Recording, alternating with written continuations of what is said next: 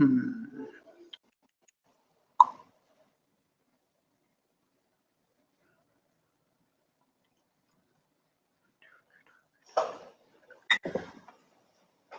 right, Hare Krishna. I hope that this is going through. I'm not as adept at working with this restream system as I am with Zoom. I guess if it's not going through, somebody will text me or call me or let me know whatever.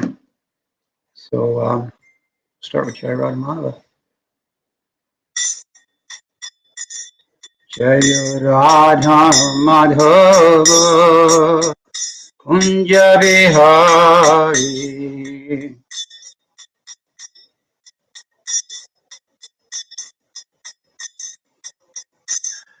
Jai Radha Madhava Kunja Bihari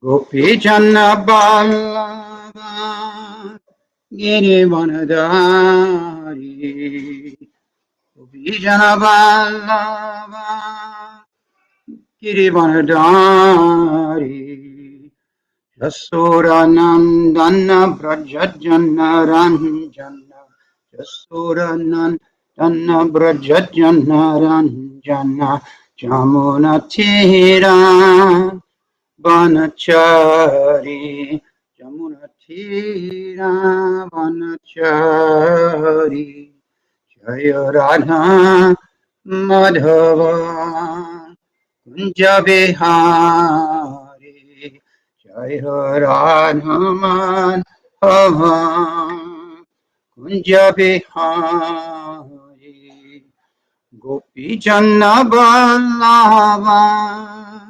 Girivanadari Gopi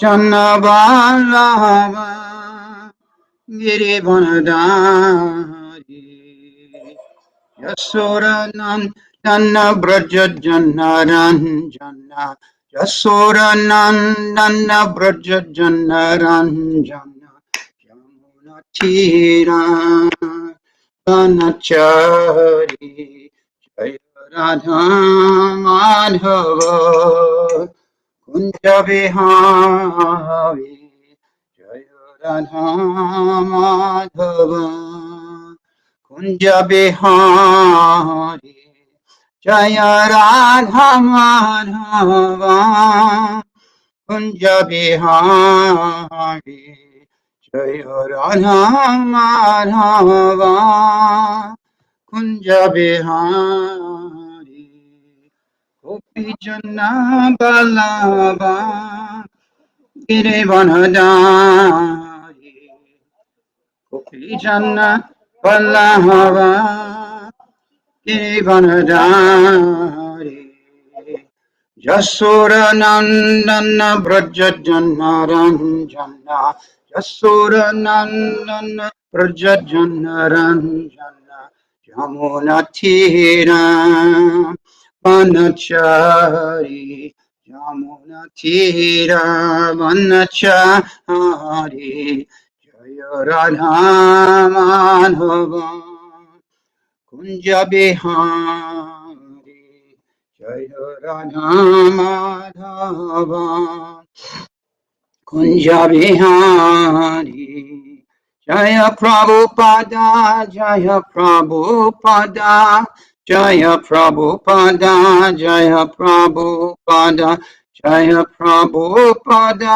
Jaya Prabhupada Jaya Prabhupada Jaya Prabhupada Jaya Nitya Lila Pravista Astatara Sasi Manas Divine Grace Hesi Bhaktivedanta Swami Srila Prabhupada Ki Jai Prem se Kaho Sri Krishna Chaitanya Prabhu Nityananda Shri Advaita Shri Radha Shivasri Shri Gaura Bhaktivinoda Ki Jai Sri Radha Shama Sundar Gopa Gopinatha Shama Kunda Radha Kundi Giri Govardhan Ki Jai Grantaraj Srimad Bhagavatam Ki Jai Shri Narottam Das Thakur Ki Jai Gaura Premanandi. All glories to the Asam devotees. All glories to the Asam devotees. All glories to the Asam devotees. All glories to the Lotus Seat of Sri Guru and Gauranga. I hope this is working as well as I think it is on my end. So we'll just move forward unless someone tells me something otherwise. Om Namo Bhagavate Vasudevaya. Om Namo Bhagavate Vasudevaya. Om Namo Bhagavate Vasudevaya. Om Namo Bhagavate Vasudevaya.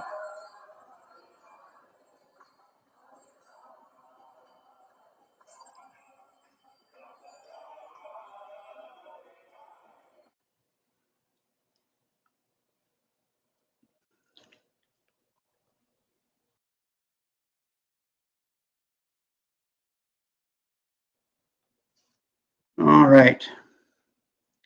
So today we're reading from Srimad Bhagavatam, first canto, ninth chapter, verse 32. I'm going to forego the repetition chanting because I have no audio from the temple side and don't know who's chanting or who's not. So, Shri Bhishmahu Vacha, Iti Mati Upakalpita Vritrishna, Bhagavati Satvata Pungave Vibhuni, Svashukam Hupagate Kvachid Vihartum, Prakritim Hupeyushi Yadbhava Pravaha.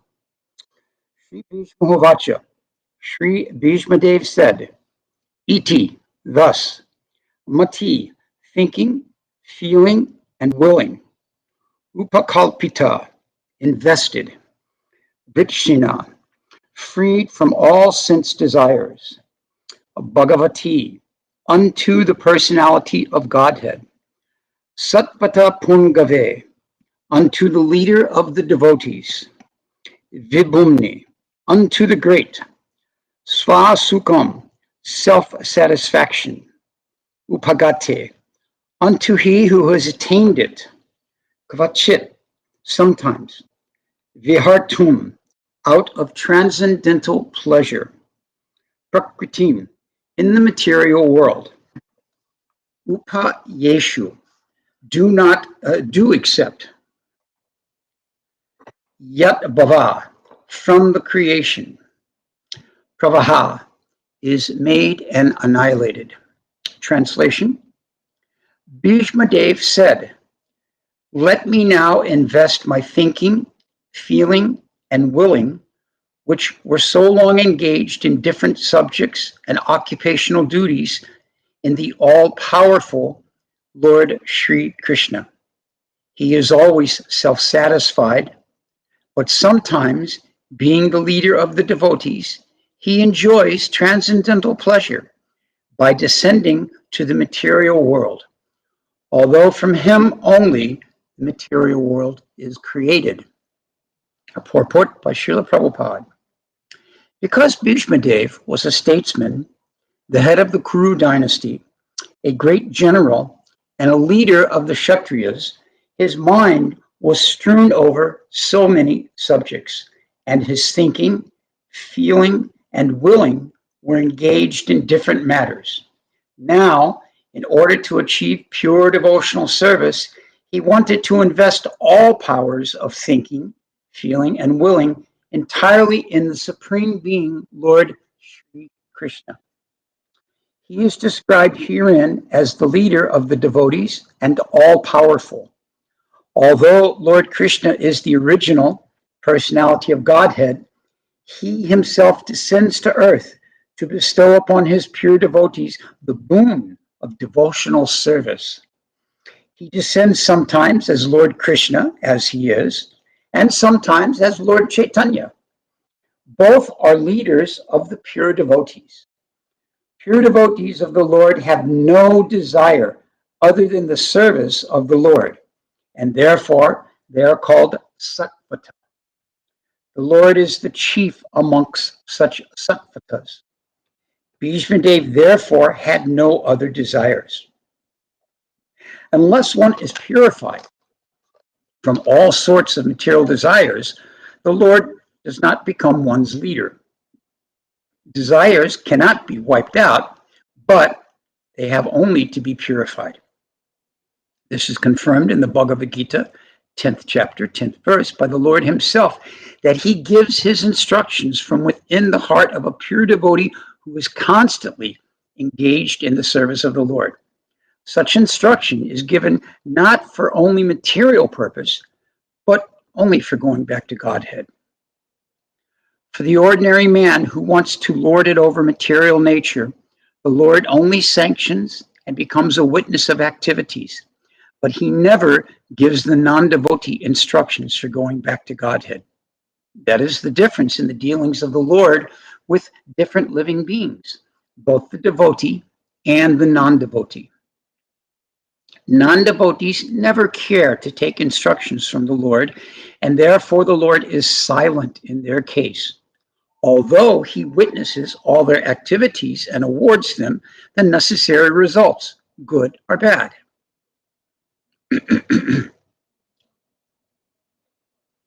The devotees are above this material goodness and badness. They are progressive on the path of transcendence, and therefore they have no desire for anything material. The devotee also knows Sri Krishna as the original Narayana, because Lord Sri Krishna, by his plenary portion, appears as the Garbhodakshai Vishnu, the source, the original source of all material creation. The Lord also desires the association of his pure devotees, and for them only the Lord descends to the earth and enlivens them. The Lord appears out of his own will. He is not forced by the conditions of material nature. He is therefore described here as Vibhu, or the Almighty, for he is never conditioned by the laws of material nature. Om Jnanatirandasya Jananjana Shalakaya Chaksuhunmalitamina Tasmai Sri Gurave Namaha Mukham Karoti Vachalam Pangum Lam Jayati Girim Yakripatamaham Bande Sri Gurum Dinitarino Vanchakalpaturubhyascha Kripa Sindhu Bhavevacha Patitanam Pavanebhyo Vaishnavebhyo Namo Namaha. Excuse me. Jaya Sri Krishna Chaitanya Prabhu Nityananda Shri Advaita Shri Gadadhar Shri Vasari Gaura Bhaktivinoda Hare Krishna Krishna Krishna Hare Hare Hare Rama Rama Rama Hare Hare. So we're continuing today with this chapter on the passing of the great Mahajan and well-known famous devotee, Grandfather Bhishma. The first two sentences of this purport are very, very important. I'll repeat those. Because Bhishma Dev was a statesman, the head of the Kuru dynasty, a great general, and a leader of all Kshatriyas, his mind was strewn over so many subjects, and his thinking, feeling, and willing were engaged in different matters. Now, in order to achieve pure devotional service, he wanted to invest all powers of thinking, feeling, and willing entirely in the Supreme Being, Lord Sri Krishna. Now, this indicates something that many of us have experienced, that as a leader, maybe not on the level of Bhishma Dev, but Bhishma Dev as a leader, he has his mind over so many different subjects.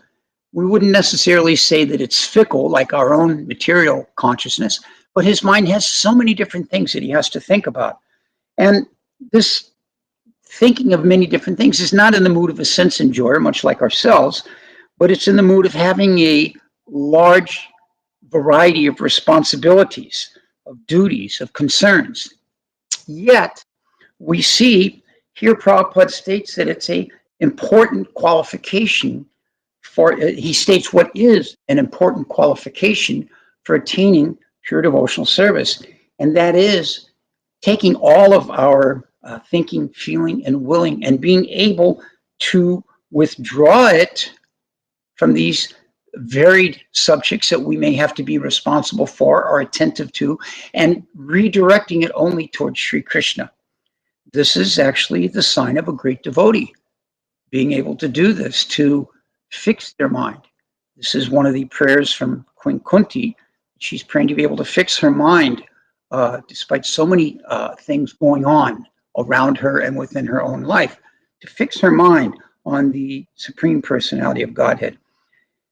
This is for a more practical purpose on our side, a very important requirement for being able to leave this world. We see almost daily now throughout our society that many of our members are departing this world. This is not something surprising. It is, after all, the world of birth, death, old age, and disease. Death will come. And so when that time comes, the devotee is preparing to depart from this world. We surround them. They surround themselves with pictures, with transcendental, pure transcendental sound vibration, and things of this nature. This is so that this will assist them in pulling their consciousness back from all these other things that we've spent our life engaged in, spent our life thinking about, worrying about, taking care of, whatever, and then being able to just focus ourselves on the Supreme Personality of Godhead as we prepare to go and meet him. So this is also because we are not so advanced in fixing ourselves up that we require this assistance. In our own devotional service of thinking, feeling, and willing, we have two different sets of directions. We're drawn due to our material conditioning, and then we're drawn due to our spiritual desires. So we need assistance. And so Grandfather Bhishma is giving us an example of focusing everything on Krishna at the time. This basic principle of thinking, feeling, and willing, it molds all of our activities in this world, everything that we do, whether they're material, whether they're spiritual. This is the vehicle by which we manifest what we're doing, thinking, feeling, and willing. The process of thinking, feeling, and willing brings everything into reality. So which way it brings things into reality is entirely up to us. And this is the example that we have from our great acharyas. This is why we study the lives of our great acharyas of the Mahajans. This is why we follow in their footsteps.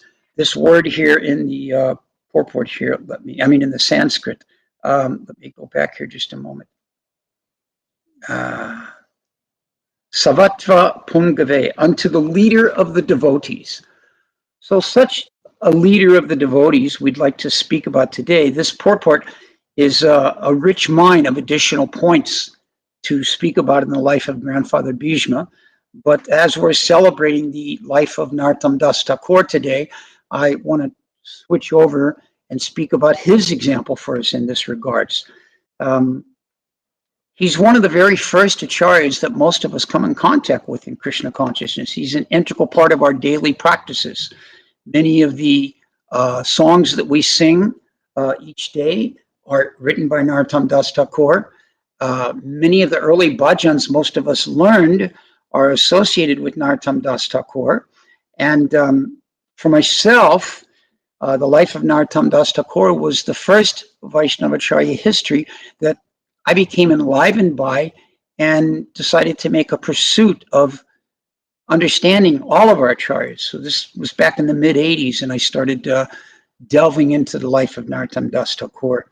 So this is a particular acharya whose pastimes I've always liked to share very much. I've always been excited to.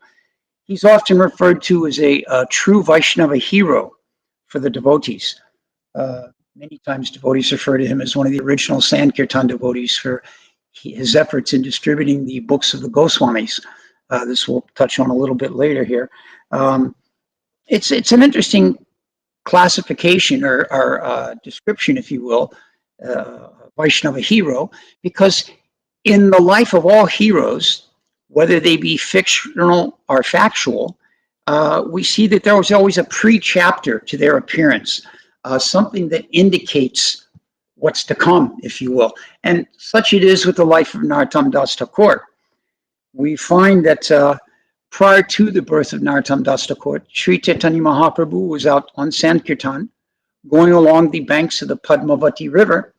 He was traveling with Advaita Acharya, Nityananda, and Vakreshwar Pandit. And so he was doing the Harinam Sankirtan with them. And at one point, across from the village of Ketari, he stopped and he threw his names up into the air and he called out the name, threw his arms up into the air, and called, he's always throwing the holy names into the air. He threw his arms into the air and called out the name, Narottam, Narottam. Now, Nityananda turned to Advaita and said, who is this Narottam? We have no one in our associates named Narottam. So then they asked Mahaprabhu directly. Mahaprabhu indicated that in the future, a personality named Narottam will appear, and he will carry on the preaching of the Sankirtan movement when we are no longer present. So then at this point, Mahaprabhu entered into the river Padmavati. And as he stepped into the river, one step at a time, the water raising higher and higher on his transcendental form, the personality Padmavati herself manifested. Such churning and ecstasy was manifested in the river. And at this time, Mahaprabhu manifested from himself a golden embodiment and placed this embodiment in the care of Padmavati and said to her that in the future, when that personality, Narottam, enters into your water, you will give this gift that I'm giving to you to him. Mother Padmavati rightly asked, my dear Lord, so many people are entering into my waters every day. How will I know which one is Narottam? And Mahaprabhu said, when you react as you did to me, becoming overwhelmed with ecstasy and churning and overflowing, then you'll know that is Narottam. So then Mahaprabhu stepped out of the waters, the Harinam continued on, and down the road they went.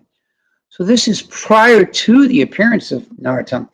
We see that these great personalities in our line, Sri Chaitanya Mahaprabhu, he foretold of the coming of Narottam Das Thakur. So this is certainly no small detail in the life story of Narottam. We know how he then took his birth in such a glorious family, one of great wealth, one of great devotion. There's a wonderful telling of his Namkarana Samskara, the name-giving ceremony, and the warning by the astrologers when they looked at his chart at that time of keeping him from bodies of water, that there is great risk to his future if he comes in contact with bodies of water. What the materialist may consider a risk, what the spiritualists consider a great fortune.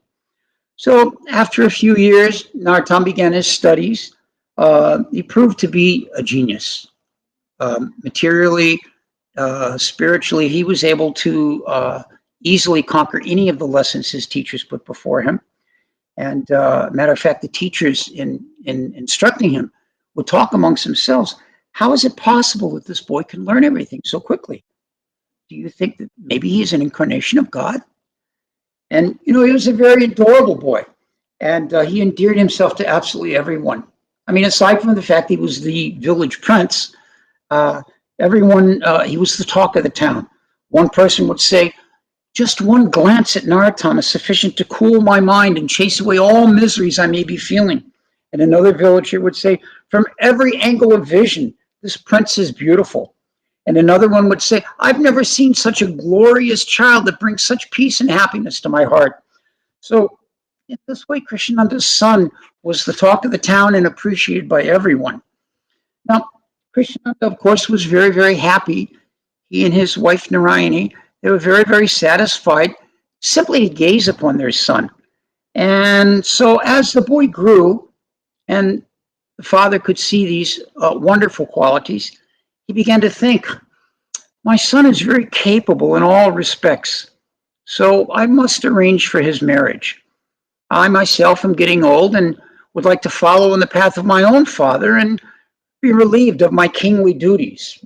Therefore, my son can take these over if I arrange for him to properly be married. So in this way, he consulted with various wise kayastas and, you know, tried to arrange to find a suitable bride. Now, in the meantime, Narottam is beginning to develop within his heart a deep love of God, a great appreciation for Sri Krishna. His eyes are full of tears when he worshiped the Lord in his own privacy, and he was oblivious to anything else. And as he developed this, his taste for mundane activities, for mundane pleasures, began to wane. And he actually could find no pleasure in the topics that were related to the royal enjoyment and the royal activities and the royal properties and all of these types of things. Now, mother and father were not unaware of their son's developing detachment. And so this filled them with a great amount of anxiety. They were not sure what they could do. And so finally they decided that, our son is so detached, he may even run off. So they arranged for someone to keep an eye on Narottam and look after him. And in reality, this was like a guard to be sure he didn't run off anywhere. So Narottam, at this time, he saw that his home was just like a prison. He just longed to be free from these restrictions. And although he said nothing, he was constantly waiting for an opportunity to leave, to depart from his home and go to Vrindavan. This is what he long desired to go to Vrindavan. So every day he secretly pleaded and prayed to the Lord. His body would become covered with the dust and dirt of his environment. Rolling on the ground, he would call out, "Oh, Gauranga, oh, Nitai, please, Advaita, save me from this hell. Help me become relieved from this situation." So at this time, the glories of Lord Chaitanya were beginning to spread further and further. And Narottam's only solace was being able to hear these. Now, there was a very elderly Brahmana from the near village. His name was Krishnadas. And he would regularly come and speak with Narottam. Now, Krishnadas was a genuine servant of the Lord and a great follower of Sri Chaitanya Mahaprabhu. And he was so powerful that he was allowed freedom of movement into the kingdom, into the home of Krishnananda, and to speak with Narottam, young Narottam. And every day he would talk with him about the pastimes of Sri Chaitanya Mahaprabhu. He would describe to him all the different associates of Sri Chaitanya Mahaprabhu, would name them one after another and tell something about them. And in this way, he gave the full history of the Adi, Madhya, and Antya Leelas of Sri Chaitanya Mahaprabhu. And he glorified the transcendental pastimes of Nityananda and Advaita with such emotion, with such detail that even a stone or wood would melt upon hearing, what to speak of the heart of Narottam. And he continued on the life of all the different devotees in this way. And from hearing these descriptions of the devotees of the Lord, Narottam particularly was fascinated by the story of Srinivasacharya. This is also indicative, as we know the story. All of us know this pastime. This is not new to any of us. But spontaneous love for Srinivasa rose in his heart, and he began to pray, oh, when shall I get that company of Srinivas? So how is it possible for us to understand the mind of Narottam? Surrounded by great wealth, great opportunity, everything is being given to him, and yet he has no interest in it. He's completely detached from it, and he considers it to be a curse. He considers himself to be trapped, and all he wants is to be able to be free. He couldn't properly eat or sleep. He was just constantly disturbed by this desire to want to leave all of this, what he considered a prison, and go to Vrindavan. So one day, around the age of 14 or so, by the desire of the Lord, Narottam fell deep asleep at night, and Nityananda came to him in a dream. And Nityananda encouraged him. He appeared in a dream. The description given is much the same as the description given when Nityananda appeared to Krishnadas Kaviraj Goswami, how he was dressed in a beautiful blue dhoti, surrounded by associates, and so on like this. And so Narottam was spoken to by Nityananda, who encouraged him, wake up, go to the Padmavati river. There, all good fortune will be bestowed upon you. So in this way, Nityananda appeared. Narottam immediately awoke, and very quietly, with great stealth, he snuck out of the house. Something teenagers commonly do it. Sneaking out of the house becomes second nature. So Narottam did this. He snuck out of the house and went to the Padmavati river. There, beneath the shade of a large tree on the sandy banks, he offered his obeisances and stepped into the water of that Padmavati river. As he entered the water, Mother Padmavati experienced that same feeling of ecstasy as when Mahaprabhu had entered in. So she understood this is Narottam. And she manifested herself and bestowed from her to Narottam this embodiment of love of God. When this embodiment of love of God entered into the form, to the heart of Narottam Das Thakur, he experienced great ecstasy. Love of God now seated itself firmly in him, and he became completely transformed, not only internally, spiritually, but externally. Prior to this, he was referred to commonly as Sham Varna. He had a kind of a darkish complexion. But once this love of God had manifested, he appeared Gaura Varna. He had a golden complexion. So, at any rate, as we know this story, his mother and father became very concerned. He didn't come down in the morning. They searched the house. He wasn't there. They sent parties out to find him. And eventually he was found. And although he appeared differently, the mother, she clearly knew this was Narottam and was not able to didn't miss the opportunity that this was her son, regardless of what his complexion was. So he was taken back to the house. Different assessments were made of his condition. One local soothsayer decided, oh, he is being haunted by a ghost. Another one thought, oh, he has lost his mind. The bodily airs are not in order. So in this way, different ideas were there. And Narottam quickly realized that if he was to be successful, he was going to have to control this ecstasy and play the part, so to speak. And so he calmed himself and continued to externally appear to be doing his duty as the son of the king, but internally always on the lookout for how he could escape, always on the lookout for some means to be able to get away from this circumstance in his life that was causing him all of this difficulty. So in this way, of course, we know the history. He did escape, and he arrived in Vrindavan, and very soon after arriving in Vrindavan, he was put under the shelter of Jiva Goswami. Jiva Goswami not only gave him shelter, introduced him all around Vrindavan, but arranged to teach him. He put him into a class. And who did he find in that class? Srinivasacharya. And thus, as we say in our modern vernacular, they became the best of buds. They were like two personalities in one body.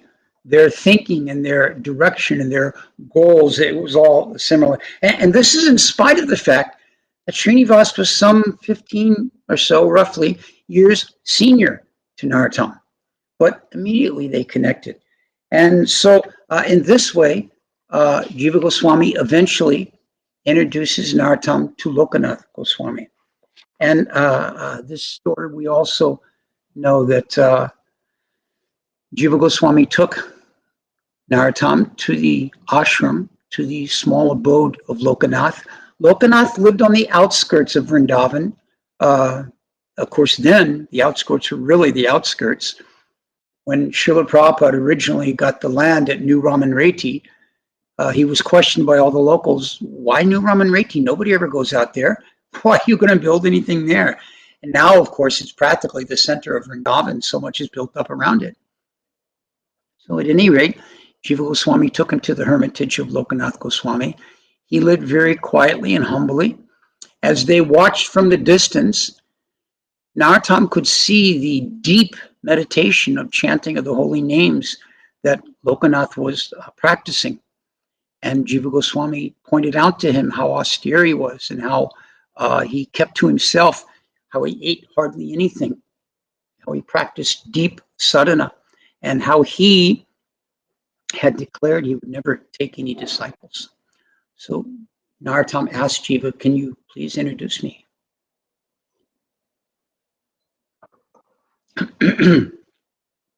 So he took him before Lokanath Goswami. Narottam appropriately offered his full dandavats to him, and Jiva Goswami introduced him. This is the Prince Narottam. He has come from Bengal, and Lokanath looked up at him, and he said to him, he said, you have come here? Yes, this is nice. Jiva Goswami can instruct you nicely in devotional service. And Lokanath expressed his immediate desire that he wanted to become the disciple of, Narottam expressed his immediate desire that he wanted to become the disciple of Lokanath. And Lokanath explained to him, that's very nice, but I have taken a vow not to accept disciples. And so we all know the story that Narottam pleaded with him. Lokanath just dismissed him. But Narottam thought, if I can do some humble service, this is the mood, this is the path to attain the mercy of the Vaishnavas, is to serve them. So in this way, he would go every day after Lokanath rose and took care of his bodily business. Narottam would go and clean that area with the little brooms, fresh sand, water like that, clean the place and make it look nice. Eventually, Lokanath found this out, chastised him. I told you, no seva. I'm not going to give initiation. And Narottam pleaded with him.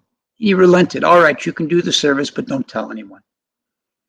So one morning he went, and Lokanath was there waiting for him. He told him, by the strength of your vow, you have broken my vow. I will be very happy to accept you as my disciple.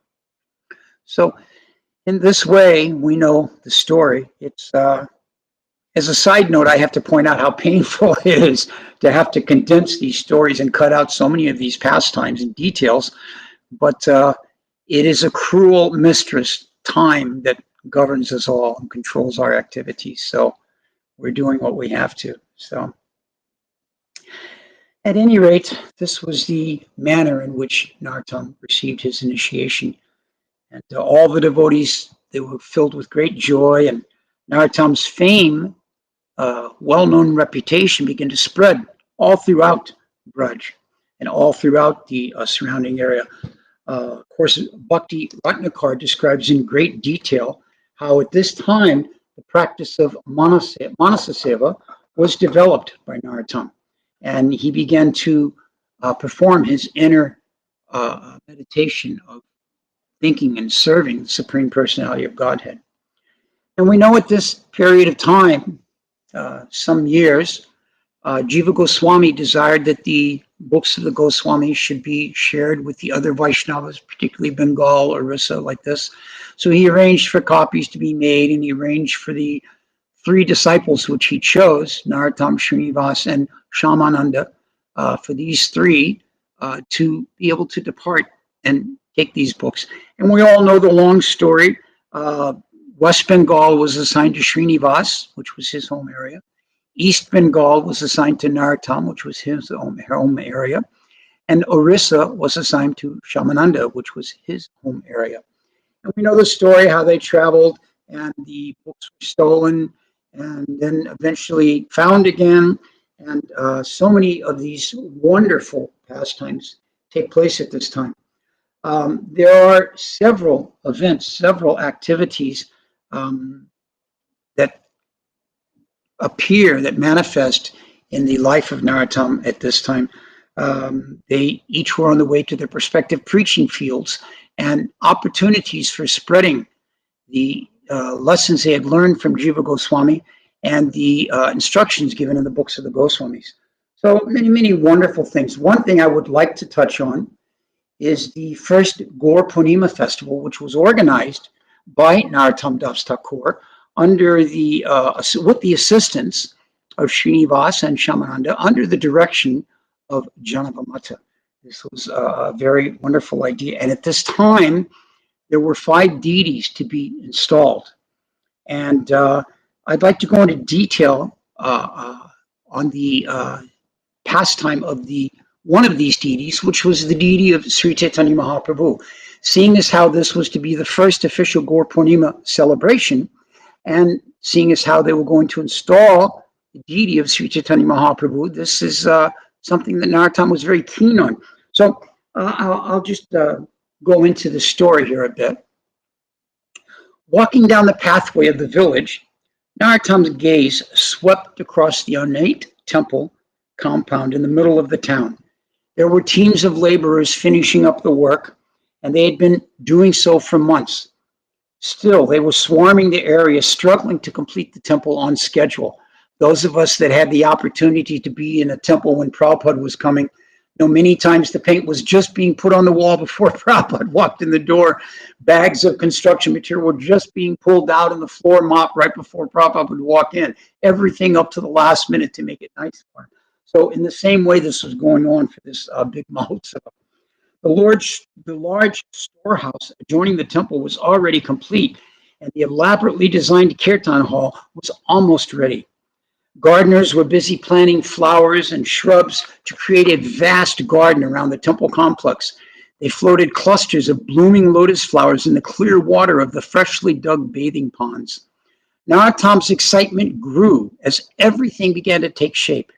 He wanted to make this festival the best that had ever happened. And now, with Srinivasacharya's expert managerial abilities and the boundless charity of his cousin, Santosh, it was finally going to be possible.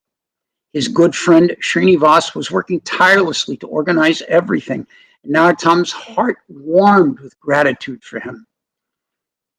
Walking further down the path, Narottam noted the lines of newly made mridungas drying in the sun and piles of shining new kartals stacked nearby. Each instrument was of the finest quality, and each had been specially handcrafted for the Sankirtan festival. A bit further on, he entered the large hut where the deities were being sculpted.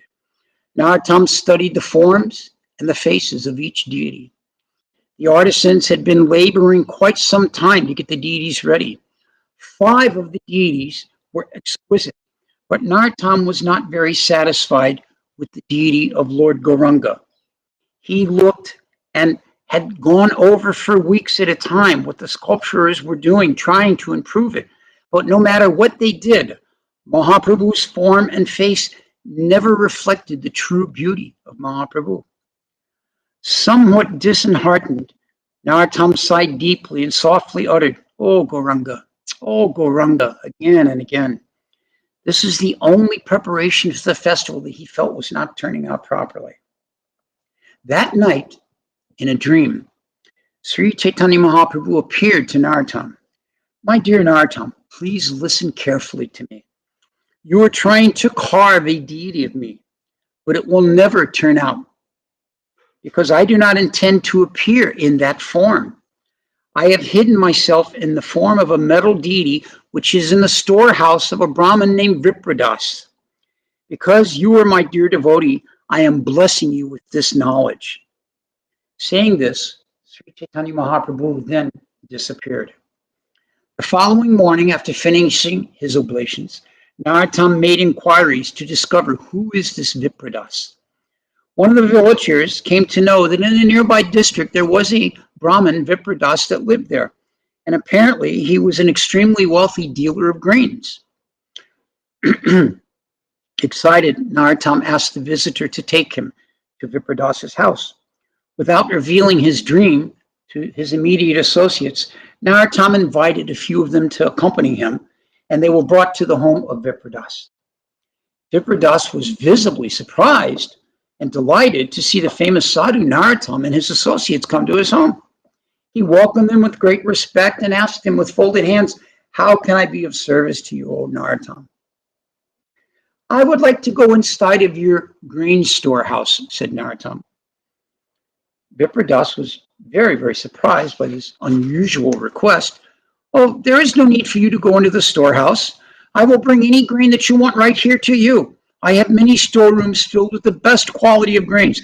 Please sit down. I will bring whatever you like." Narottam laughed, and he said, No, it is not grains that I require. I want to go inside of your storage for the rice paddy." Vipradas was quite alarmed by this request. "Oh Mahasaya, please understand, this is not possible. That storeroom has become infested with hundreds of snakes. They hiss so loudly if anyone even comes near them. Though that storeroom is filled with the best quality of rice, no one, not even I, dare go into there. Don't worry, Nartom said with a smile. Those snakes will not bother me. Vipradas was horrified at this idea and fell to his knees. He pleaded, please, please, Mahasaya, do not go in there. It is too dangerous. Many snake charmers have come and tried to clear this storeroom, but all of their attempts have been in vain. Long ago, I gave up any hope of getting rid of the snakes. I had the storeroom boarded up permanently and have considered what is in there a loss of money. I couldn't possibly allow you to go inside there, for I would then be held responsible if any harm comes to you. Narottam's associates all looked a bit worried at this idea of Narottam's. But Mahasaya laughed and said, do not be afraid. You will be relieved and very happy when you see what I bring out of that storeroom. Saying this, Narottam walked alone to the grain storehouse. He forcibly opened the door and confidentially entered. The crowd outside the storeroom stood silently, very tensely. Suddenly, inside the large room piled with snakes, Narottam watched calmly as unlimited numbers of snakes slithered past him and out the door and off into the forest one by one. Vipradas stood in amazement. No one had been able to rid this greenhouse of the snakes. He turned to Narottam's associates and said, how did he do it? What is his power? They could only shrug their shoulders and shake their heads in amazement. What is he going to do now? They all wondered. Excitedly, searching through the grains, Narottam suddenly saw a small, shiny object poking up from the grains. Narottam went there, dug deeper, uncovered the deity, and pulled him out. Gently brushing aside the grains off of the deity's form, Narottam carefully examined the brilliant, beautiful metal form of Sri Chaitanya Mahaprabhu. Overcome with joy, Narottam lovingly clasped him to his heart. When Thakur Mahasaya emerged from the storeroom with the deity of Mahaprabhu, all the devotees cheered. A moment later, they saw the deity as well and cheered twice as loud. All glories to Thakur Mahasaya, someone yelled. Excitedly, they gathered around Narottam. Everyone marveled at the exquisite beauty of this deity of Lord Gauranga. Narottam's heart overflowed with ecstasy, and he lovingly carried the deity of the Lord Gauranga to his residence. A huge crowd followed behind him, singing and dancing very joyfully. So this is just an example of the amazing potency of the internal relationship that Narottam Das Thakur, as a great leader of the devotees, described in today's verse about Grandfather Bhishma, as a great leader of the devotees, the relationship Narottam Das Thakur had with the Lord, that he would manifest to him in a dream, that he would direct him to where to find the form that was to be installed as his permanent deity. These deities are currently worshipped in different places. As we know, the installation went on very royally. Srinivasacharya was a master purohit, if you will. He was a master at abhisheks and fire jugas and installations of this nature. Narottam was a master at being able to sing bhajans. Shamananda was expert in the kitchen and assisted Janavamata, and the three of them together, they organized and arranged this most wonderful first Gaur Purnima festival. There are many, many other unlimited glorious pastimes of the Lord on my website, on ISKCON Desire Tree, on YouTube. There are so many devotees speaking about the different pastimes of Narottam. I'm going to finish this particular description of Narottam's life at this time. I must advise all of you that I'm but an imposter when it comes to describing the pastimes of Narottam Das Thakur. The real personality who can give unlimited explanation who can speak on this subject of Narottam is Sitala Thakurani. As a matter of fact, those of you who are at home, quickly, once we finish this class, go to the website that Mukhya mentioned at the beginning of class, facebook.com/GBCSPT. You'll find that is where you'll hear Sitala speaking about Narottam. Few people, no one that I know of, is more qualified to speak on Narottam. As a matter of fact, she wrote the book. Everybody knows that. So this is an opportunity for all of you to hear from her as we finish this pastime of Narottam Das Thakur and conclude this class today. And I thank you all very much for this, and appreciate your time in allowing me to speak on Narottam, and encourage all of you to take the rest of your day and listen to the pastimes of Narottam Das Thakur from whatever source you have. Thank you very much. All glories to Srila Prabhupada. Hare Krishna.